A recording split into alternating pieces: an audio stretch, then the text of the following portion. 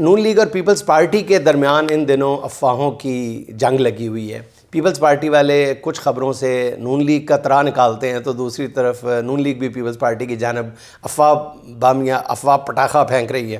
Peoples party کے حلقوں نے پہلے یہ خبر فلوٹ کی کہ ان کی پرویز الہی سے بات ہو گئی ہے اور وہ جلدی پیپلز پارٹی میں شامل ہونے کا اعلان کریں، جس کے بعد پرویز الہی کو گورنر پنجاب بنا دیا جائے گا. یوں پنجاب میں پیپلز پارٹی نون لیگ کو ٹف ٹائم دے گی. ابھی ایسی خبروں سے نون لیگیوں کی پریشانی شروع ہوئی تھی کہ مونس الہی نے ایسی خبروں کی تردید کرتے ہوئے کہا کہ ان کی سیاست اب پی ٹی آئی اور عمران خان کے ساتھ ہے اور وہ پیپلز پارٹی میں شامل ہونے کا دور دور تک کوئی ارادہ نہیں رکھتے.